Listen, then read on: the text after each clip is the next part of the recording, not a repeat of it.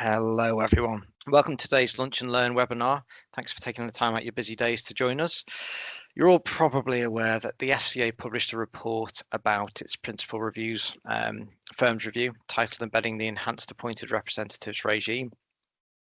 We'll refer to them as ARs throughout this session.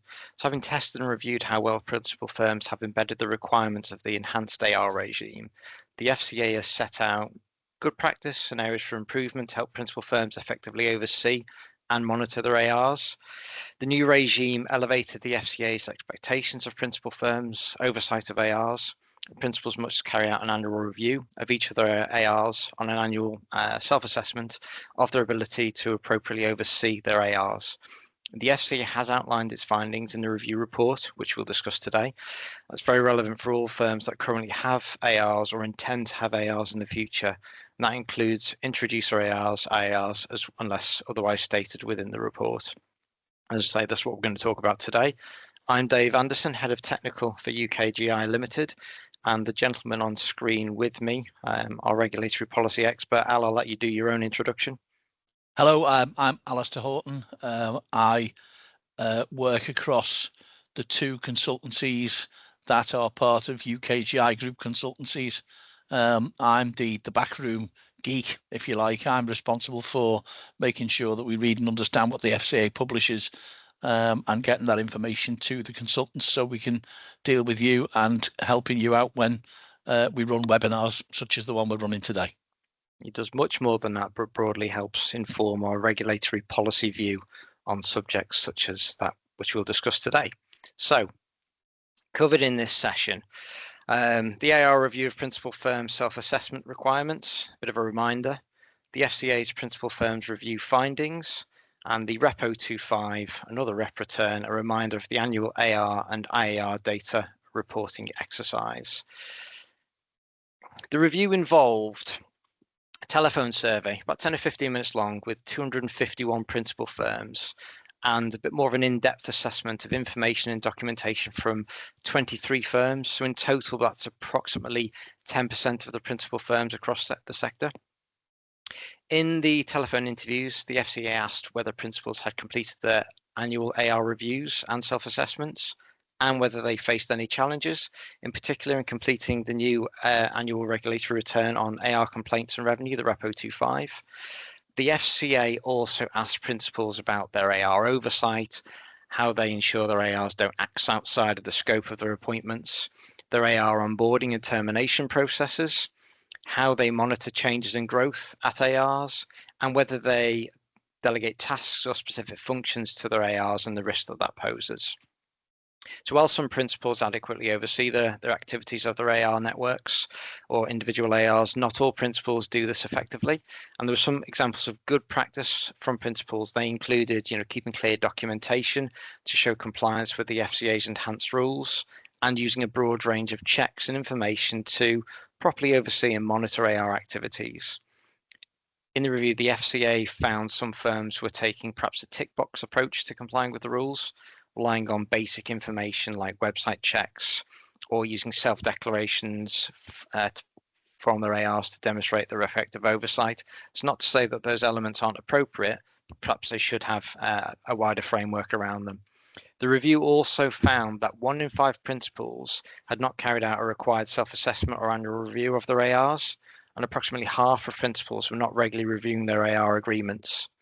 A third of principals were not using data or MI to keep tabs on whether ARs were acting within the scope of the arrangements, and most firms had not changed their AR onboarding or termination procedures since the rules were first introduced.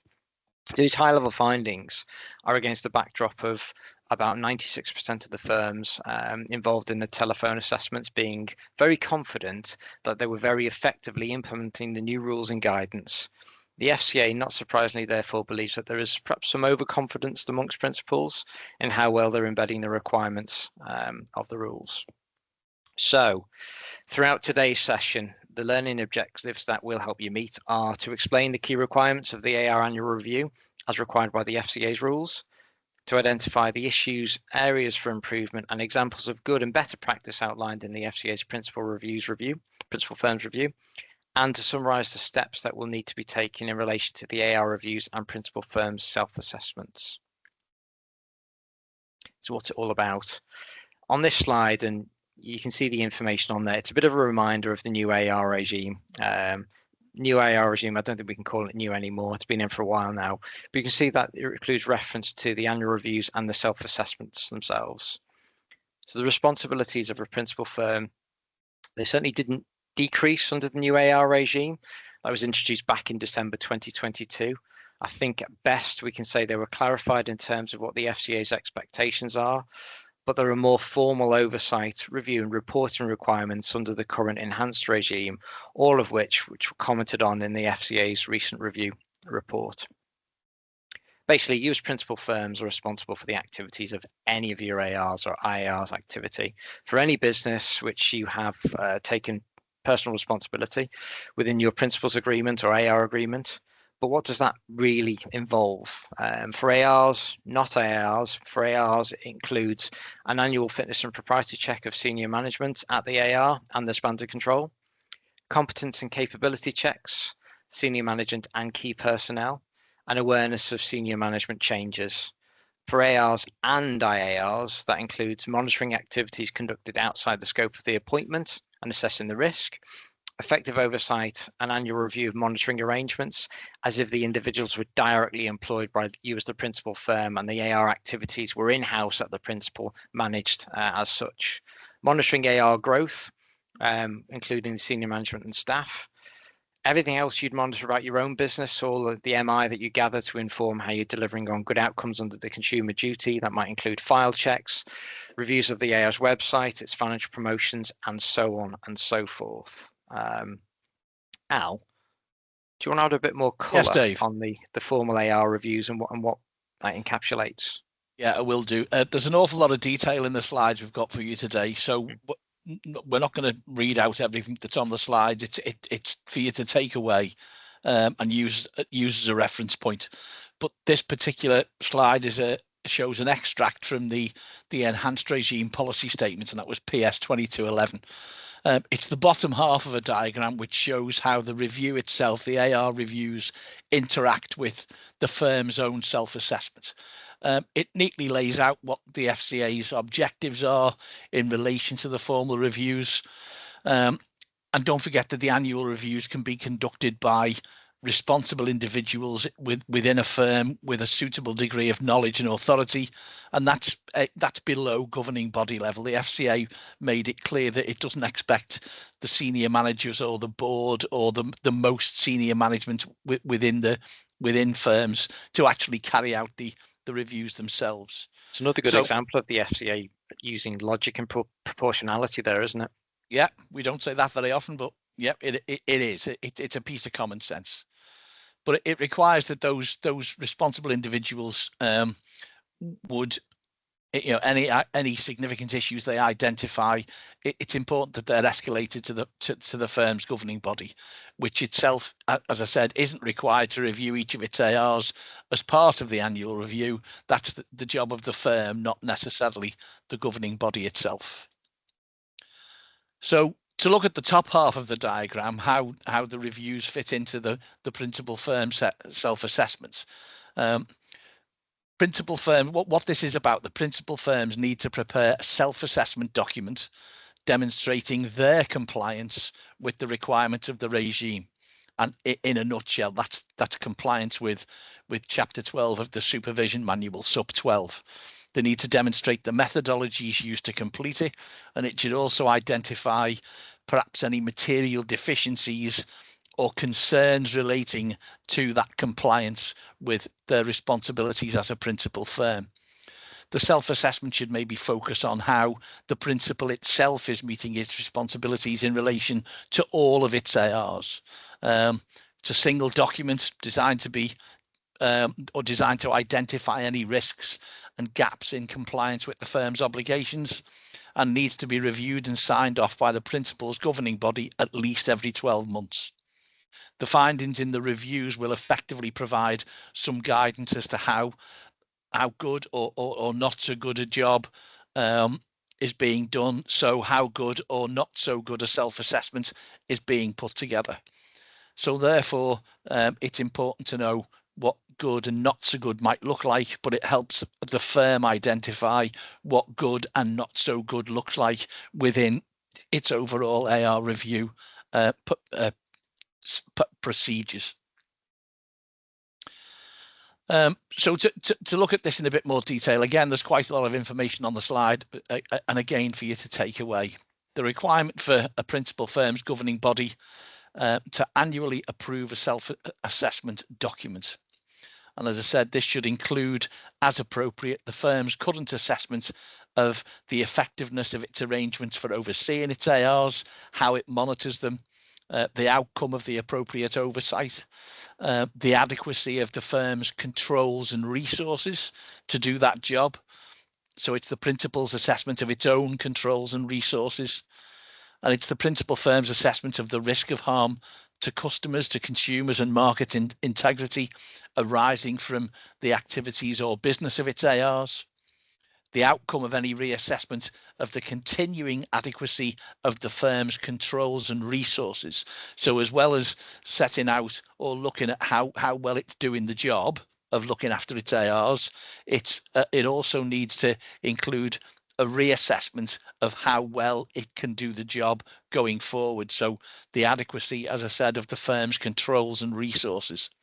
It also needs to include an outline of the methodologies used to assess and verify the firm's compliance with the requirement.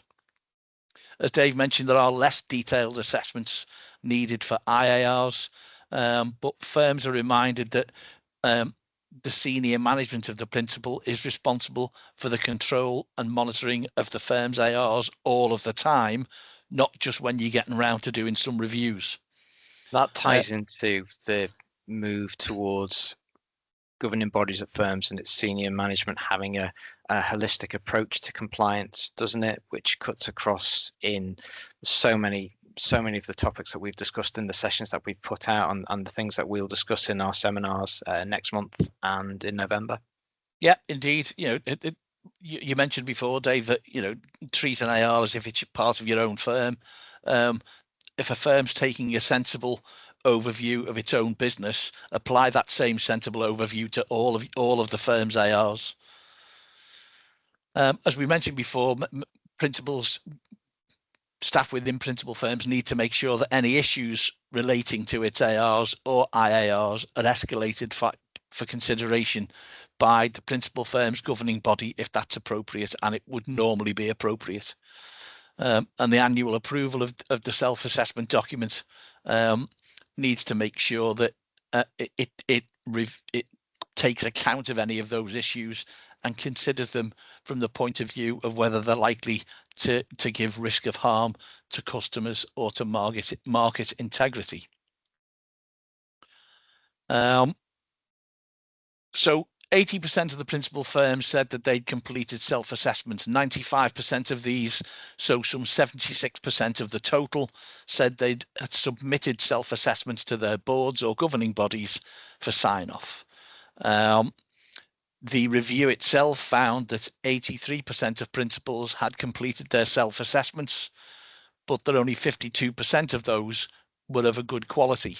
That mirrors and echoes really what Dave mentioned about the FCA having a view that there was perhaps some overconfidence amongst principal firms. I think that's maybe a little harsh. There may be a bit of a disconnect between what the FCA thinks it's looking for and what firms think the FCA is looking for, and there can be a number of reasons for that. We wanted to include these slides to make sure that you had something that would list and set out what the FCA thought was good and not so good. The best way to look at these is the examples of good practice are things that you should make sure you're doing, and the areas for improvement are in some cases things that you just shouldn't be doing, or that you need to be doing better if you're doing some of them. And if you can turn the bits in the areas for improvements into the bits that are in the examples of good practice in these slides, then I think that's the way forward. So that's the way to use this information that we've dropped in. I'm not going to read through them all now because we haven't particularly got the time. But as I said, this is for you to take away and to digest at your leisure. So in relation to annual reviews, again, the words on the slide are the FCA's words. These are taken from the review itself. So the reviews don't have to be completed for IARs, but IARs do need to be included in the self-assessment. IARs will need, though, to be subject to some form of appropriate monitoring and oversight. So maybe checking their websites to make sure that they don't act outside of their scope. Principals can integrate annual reviews into existing internal reviews and internal processes, as long as they meet the standards that are set out in the FCA's rules. And within the review, 19 of the 23 principal firms subject to the more in-depth assessment, so not just the telephone call, they'd completed their reviews, but of those, again, only 8 in the FCA's view were of good quality. So the reviews need to be improved in a good number of cases. That was the FCA's view. And I wonder if the FCA had time to carry out more in-depth reviews of all of the principals it talked to. And, we're talking about 10% of the whole of the principal firm population in financial services, and that's a decent percentage really for a review like this. I wonder how many they would have thought were of a good quality. So in relation to annual reviews, again, a slide setting out some areas and examples of good practice and areas for improvement. Again, these are for you to take away and to digest. Looking at monitoring and oversight and acting out of scope, in response to the telephone questionnaire, only 2/3 of firms said that they'd used data and MI to monitor AR's activities to make sure they are not acting outside of scope. I'm not sure that data itself will give you an indication of acting out of scope unless you're asking your ARs some very particular questions about what they're doing and what they're up to. You can create MI and make MI from any manner of reviews and findings. I would suggest that this needs to be part of perhaps that more holistic approach to reviewing your ARs, to make sure that you understand exactly what they're doing. Look at the customer journeys, listen to their calls, review files, do what you do for your own business to make sure that they're only doing what you have said they can do under your permissions. And as Dave indicated earlier on, that will come down to what you've set out in your principal firm and AR agreement, to tell them what they can do. And you need to bear in mind what the FCA says that an AR can do, and that's basically it can do what you've given it permission to do based on your own FCA permissions, and what you've set out in your AR agreement. It's an important point to draw out as well, in as much that if there are any instances of ARs or IARs going beyond the remit of the scope that's called out in those agreements, there is a requirement for principal firms to take action.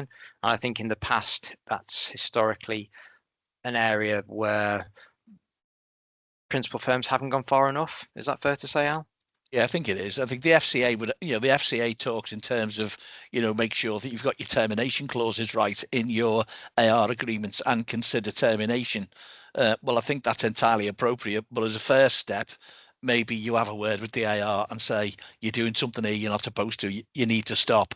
And I'm going to be checking next week and the week after and the week after until we're convinced you have stopped. And if they don't, then that's when termination is appropriate. Yeah, the principal firm, you're the regulator in this instance for your AR's activities. Yeah, and we're going to talk. Yeah, you're right. The principal firm becomes the AR's FCA effectively.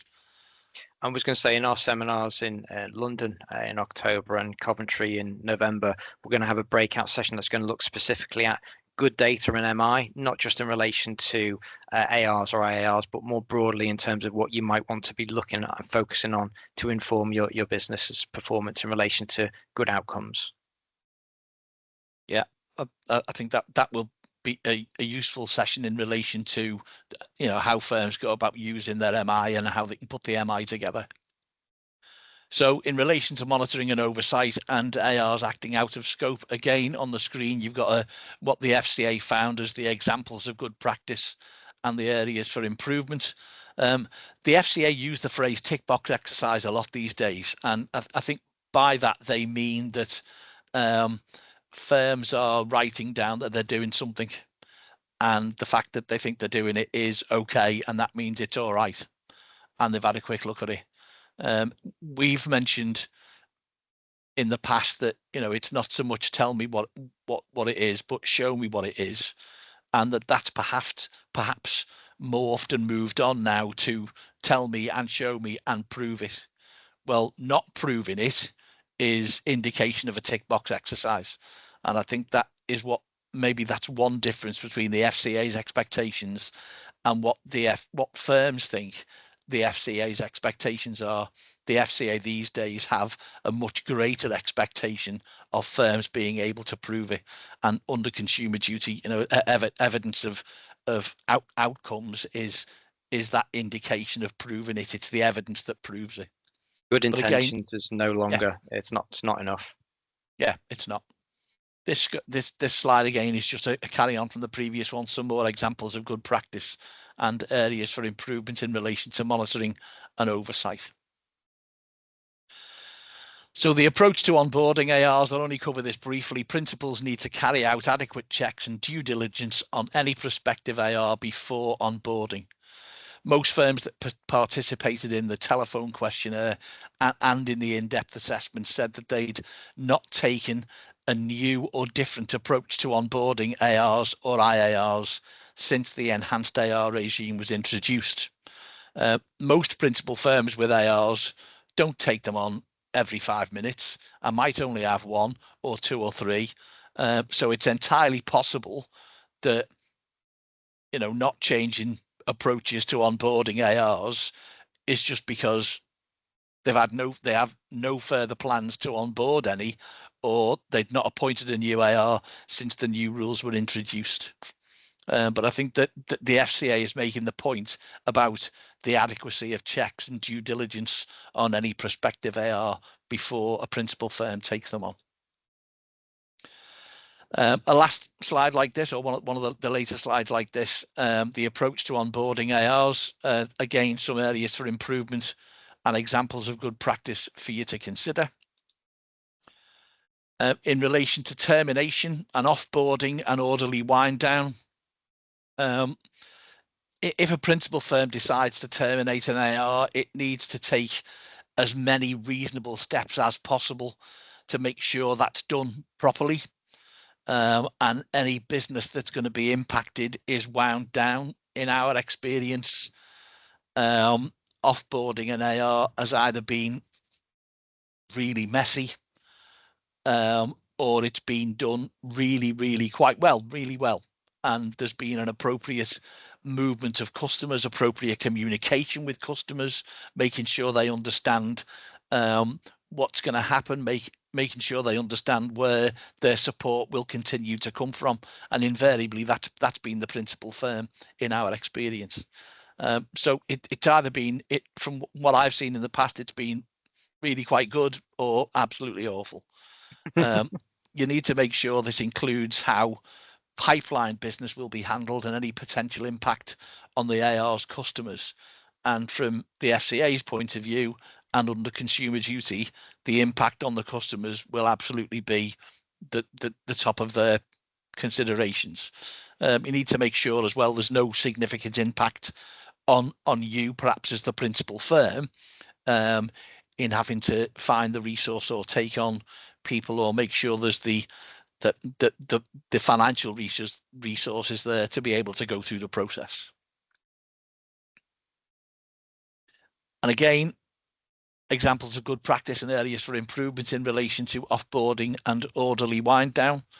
again, these are for you to take away, and lots of the good practice, and talk about making sure you've got the right policies and procedures, make sure you've got stuff written down properly, so there's a consistency in case anything needs to be done.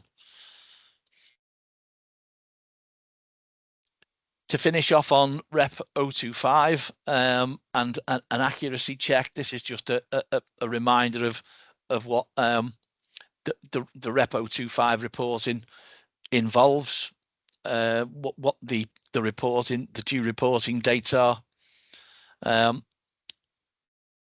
One thing this needs to include is that if any of your firm details are incorrect, you need to correct the information for yourself, but also for your ARs as well. That needs to be part of the Rep 025 process, if you like, and that's the accuracy check that the slide is indicating. So annually, within 60 days of your own accounting reference date or your financial year end date, make sure you check the accuracy of the details of all of your ARs and your IARs on the FCA register. The rest of it is about submitting complaints data and revenue data for each AR and IAR, and the revenue is banded into income bands, and that's for regulated activity, financial, non-regulated activity, and for non-financial, non-regulated activity. We haven't got time today to expand on them because we could talk for another half an hour just about what those three things are. Or more, I know firsthand. Yeah, or more. But it's worth perhaps just highlighting that revenue focus is something that principal firms should have in mind, because if growth could indicate a scenario where you've got the tail wagging the dog, then the regulator would expect principal firms to properly consider that in relation to their business plan and be perhaps prepared to take steps to look at either offboarding that AR because they've become too big for the principal firm to oversee, or supporting them through that process to go directly authorised in their own right. And I mean, something that we were a specialist in at UKGI. So just some next steps, takeaways that you might like to consider: perhaps conducting a gap analysis against the findings of the review report to understand how your existing framework meets the requirements, documenting any revision to your processes, of course, as part of that prove it phase, understand your AR IAR relationships, consider compiling details within the register to include information about other principal firms where that may be applicable, review existing agreements to ensure they include sufficient contractual obligations on the AR or IAR to enable you to meet your regulatory obligations and act where you need to, developing a checklist to ensure that initial and ongoing assessments are completed and evidence for all the relationships, perhaps ensuring that updates to your compliance monitoring plan include at least timely reporting to the FCA, completion of annual checks for each AR and IAR, completion of evidence to support the annual self-assessment, completion of annual self-assessment itself, perhaps creating a self-assessment document to be reviewed and signed off annually to ensure that includes the areas that are required by the FCA as a bare minimum, and perhaps develop the MI, that data that you assess required ongoing, whether it provides sufficient detail to evidence that you're managing conduct risk outcomes alongside the additional risks posed by being a principal firm. So hopefully, in a bit of a learning objectives recap, you should now be able to explain the key requirements of the AR annual review as required by the FCA's rules, identify the issues, areas for improvement, and perhaps examples of good and better practice outlined in the FCA's principal firms review, and perhaps that's given you some comfort about what you currently do in your firms, and then maybe summarize some of the next steps that you need to be taking in relation to the AR reviews and principal firms self-assessment. Does anyone have any questions? If you do, you can pop them into the chat. If you can't think of any now and you want to pose us the questions afterwards, you can send them through to info@ukgigroup.com and we'll endeavour to answer those questions for you. Well, everyone's been very well behaved up to now, Dave, because there's no questions in the Q&A or the chat, which means that we're likely to bring in this webinar absolutely bang on time, which for you and I has to be an absolute first. I think it is. I'm notorious for going off piste. I know there's a couple of people on this call who might just for devilment, decide to ask us what the time is or something, like just to ask us a question. But no, they wouldn't do that to us. Well, if there are no questions, obviously if there are, follow up afterwards. But thank you very much for taking time out your busy days to attend today's session. Quick reminder, don't miss our CI accredited seminars. They're back this autumn. This time they're going to be hosted in London and Coventry.